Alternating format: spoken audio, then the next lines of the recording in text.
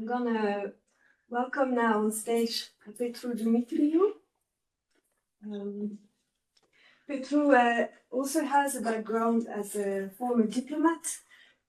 He worked at the Council of Europe and at the United Nations as an inspector. He's joining us from Romania. I hope that's enough of an introduction for you, Petru. Okay, thank you very much. I do apologize for this technical incident. As I'm a former diplomat, I guess I will invoke this excuse that diplomats are not very familiar with technical aspects. So I think there is a very nice preparation for my presentation, what Domagoj said about geopolitics, because in the center of this, let's say, all geopolitical consideration. Yeah. So, in any evaluation of what we can do at the global level, I think we should include international organizations, and obviously there is a need of international community or a necessity to develop to codify some norms. So when the first question that we can ask ourselves when we are talking about responsibility on ethics in AA, I think we can oversimplify it a bit and say industry, national governments, and international organizations. Obviously, the main actor, the one that actually started the whole let's say, complication and simplification of life by creating artificial intelligence is the industry. Then the national authorities are obviously responsible for the legal framework to establish the boundaries between within which individuals and industry can operate.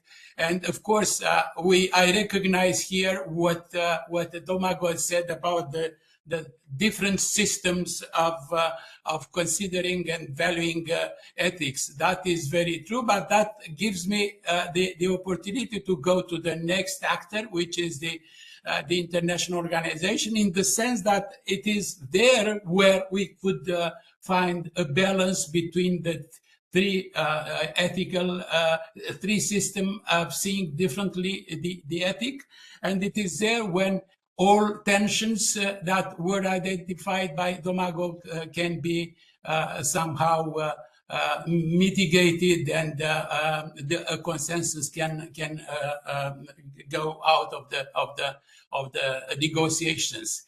So obviously, I try to suggest by this drawing, and this drawing is done by an AI tool.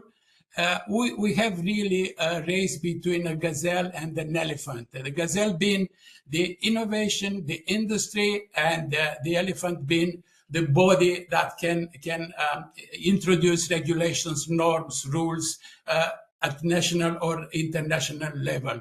So obviously, the driving force for innovation is different. While the technology flies above the existing rules and regulations, the government is always behind, trying to catch the innovation. The driving force for innovation is different from the driving force of the that are influenced by the ethical, moral, equity, and other societal considerations. The risk, of course, they should be always considered in relation with the service to the public good, but obviously when the champions in technology develop new technologies, they don't take too much into account that societal risk. So it is a problem. Maybe I defined it too abruptly. The big fish eats a small fish. As you can see, I suggested, and I think it was also obvious from the presentation of Domagoj, the government and regulators will be inevitably behind the fait accompli by technology, and not because the governments are not able to do that work, but the process of reflection and norm setting takes time. It involves more stakeholders than it is the case with the industry, and that makes the job more difficult and slow.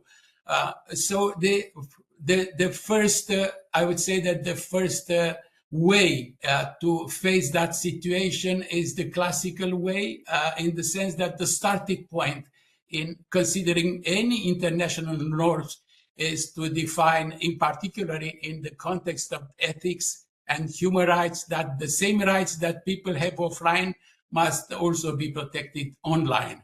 And what was illegal offline should also be illegal online. I'm saying that because that was probably one of the first reactions when in Geneva there was this summit on the information society, and the same issue was raised. How shall we start? So before imagining too sophisticated new norms, the conclusion was that these two basic principles should be already accepted. And I made reference to the information society. It was the notion that the United Nations developed in the year 2002, 2003, 2005. So it was obvious that the issue of the ethical dimensions in relation with the new technology would be a permanent issue, as also the previous speaker said it. So this is just a fragment from the Declaration of Principle adopted by WISES in 2003, where the importance of ethics was acknowledged by the entire membership of the United Nations, and it remained always a constant in any attempt to create new norms followed. So we have, I found out that 2004 was a particular special year for ethics in relation with the AI, because really it was a year where the previous work was taken into consideration, but new instruments, new international instruments were conceived. So we have in this category of soft norms of ethics, recommendations of UNESCO in 2021. So they developed, as the organization in charge with both science, culture, and education, they developed a number of recommendations. Then these part of those principles were taken over by the United Nations System Chief Executive Board for coordination. This is, for those who don't know, this is a sort of coordination body of all heads of United Nations funds and programs and specialized agencies. So they put together a number of a number of principles, and they applied not only within the system, but also in the relation of the United Nations with their partners, be they government or private sector, etc. The Secretary General also convened in 2024 an advisory board on artificial intelligence, and this might be in principle or a response to all dilemmas raised by Domagoj, in the sense of the differences between three different major systems of seeing ethics. So this is a kind of comprehensive framework for global AI governance, but of course it is still soft law. It's a report which is adopted by the Secretary General, but has no power. And there is also I should include in the same category the resolution of the General Assembly. This is the first resolution on ethics, and I will come back to it a bit in a few minutes. So the first convention that is having that particular mandate to consider norms for the use of artificial intelligence is the Council of Europe Framework Convention.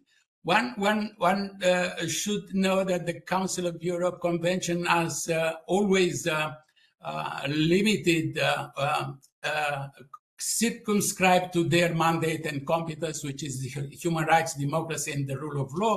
But from the ethical point of view, this is where the problems lie. So the conventions, like other, I would say that the conventions of the Council of Europe, in a sense, they were pioneering it. The first convention, International Convention on Cybersecurity, was elaborated in the Council of Europe. The first convention on the protection of personal data in automated system was the work of the Council of Europe. So these conventions are, as they claim to be, just framework conventions. They do not regulate the technology, but they encourage international cooperation in many forms. Then we have let's say, I would say that this is the most important legally binding instrument so far, the EU Act, which I'm sure you are familiar with.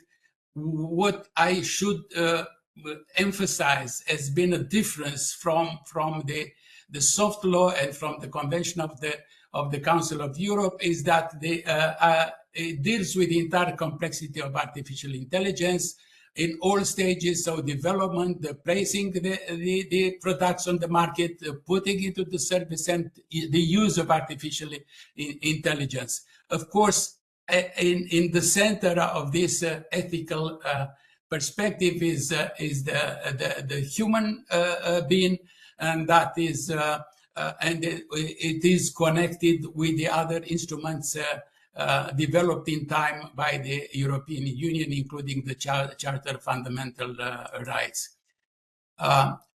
Again, another difference comes from the fact that the EU Act describes exactly what unethical practices are prohibited. So they are not just recommendations. There are a number of practices that are expressly prohibited, and we don't enter into details because you know them: the manipulative techniques, the exploitation of vulnerabilities, the biometric data use, facial recognition practice, and it is not about let's say a use in general, but a use that might influence the rights of the individuals and which might go beyond the protection of their privacy rights, etc. The United Nations report that I mentioned before has its own, let's say, particularity in the sense that there is a list, a clear list with illustration of how this risk can be materialized. And this, you say, okay, it's just a list, but it's not a list that is elaborated, let's say, it's the vision of an intellectual or an academic body. It's a list of risks that are recognized as such by the international community. And you can see the diversity of those risks, and you can see why the job of norming or creating, codifying further international law is difficult. Another feature of the EU AI Act is that there are means of enforcement and penalties. So this is again a major difference from the Council of Europe and from other soft recommendations by the United Nations. So there are means of enforcement and there are penalties. Now, of course, you will say that what I bring here is still a Eurocentric perspective. But as you know, the United Nations as the global custodian of international law always starts from something, and I think in any negotiations that will take place in the years to come at the United Nations, the European Union will have a powerful voice because it comes from something that is a very solid law in Europe. Now, the less good news for me is that this first resolution of the General Assembly on AI made it, surreptitiously, I would say, because it was not subject to too much of negotiations. This reference to the use by the military. So the resolution, which is very generous in establishing principles and let's say reinforcing the moral values that the United Nations is promoting, does not refer to the military domain. The resolution says that precisely it refers to artificial intelligence system in the non-military domain. So in other words, the governments of major powers, their military establishments, or the three different systems of seeing ethics will have hands free on developing AI systems for military purposes. So these are not necessarily the conclusions from this study. They are also for you issues to consider and to comment in the discussion that will come. And I'll stop here with the hope that by speeding up my presentation, I make it properly up for the technical incident. And thank you for patience and attention.